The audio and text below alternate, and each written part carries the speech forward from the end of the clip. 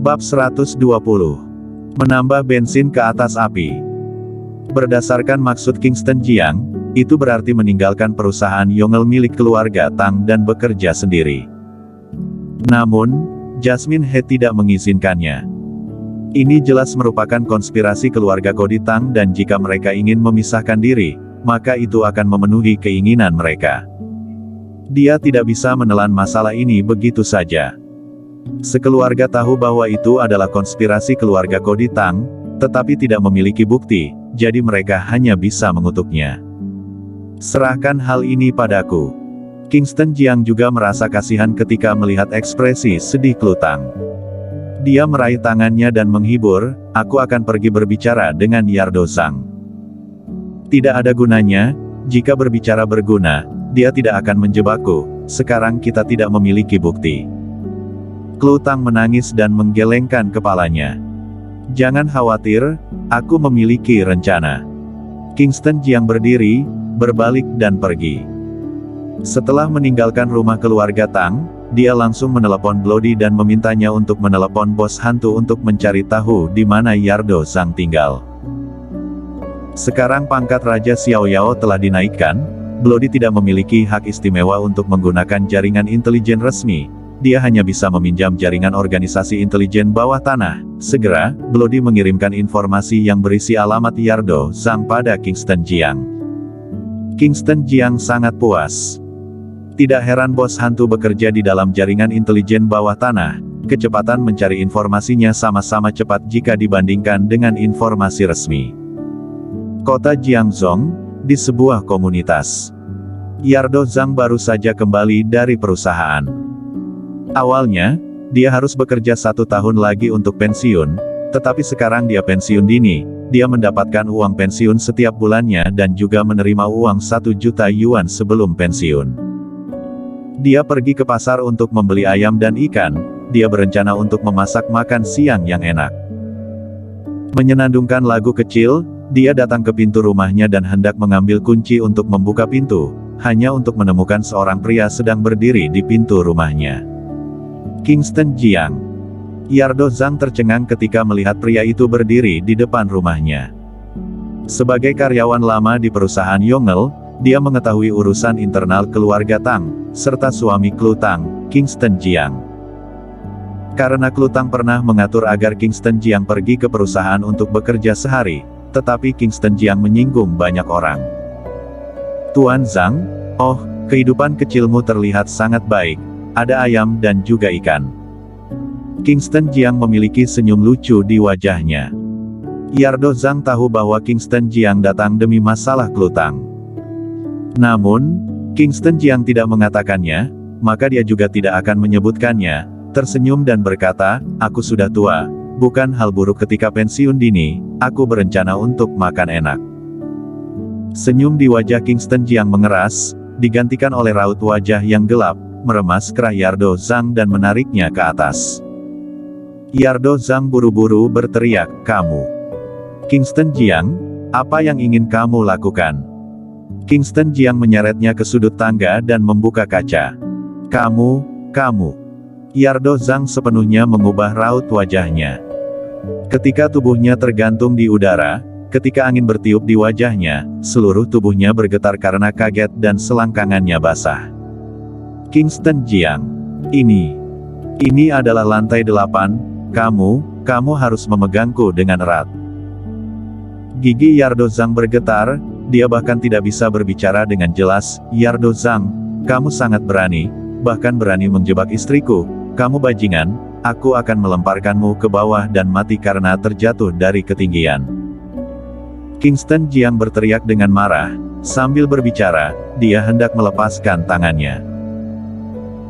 Yardo Zhang ketakutan dan raut wajahnya memucat, dia meraih tangan Kingston Jiang dengan erat dan berteriak, tidak ada hubungannya denganku, Tuan Muda Graham Tang lah yang memintaku untuk melakukannya. Setelah itu, CEO Kodi mendatangiku dan memberiku uang 1 juta yuan, menyuruhku untuk menjebak komisaris, jika aku tidak melakukannya, aku akan pergi ke pengadilan. Hal ini benar-benar tidak ada hubungannya denganku, aku juga diancam.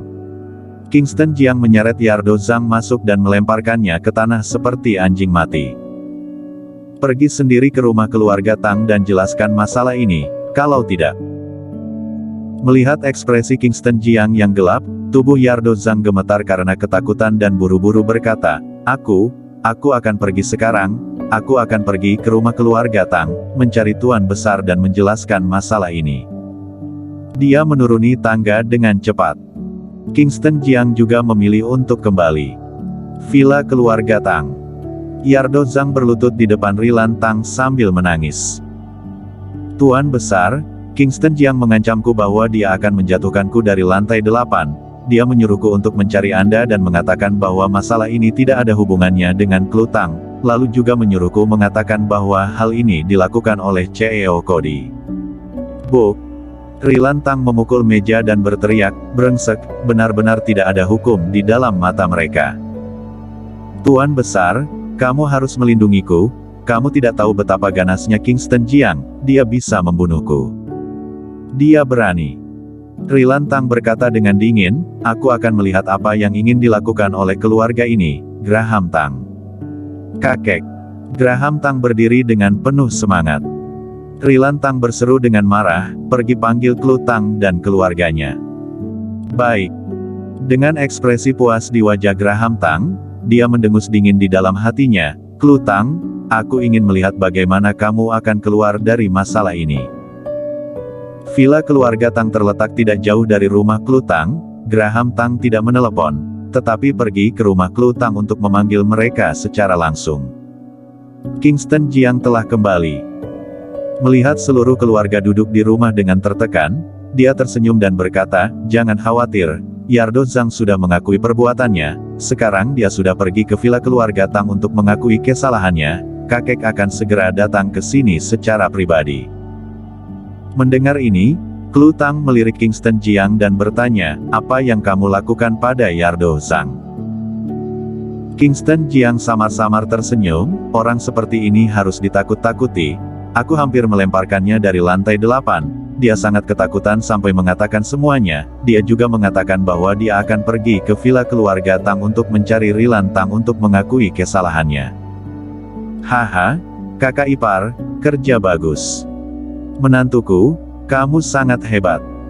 Sekeluarga jarang memuji Kingston Jiang, Kingston Jiang hanya tersenyum tipis. Tidak lama kemudian, ada ketukan di pintu. Kingston Jiang tersenyum dan berkata, itu pasti orang dari keluarga Tang. Jasmine He berkata, Klan Tang, buka pintunya. Baik.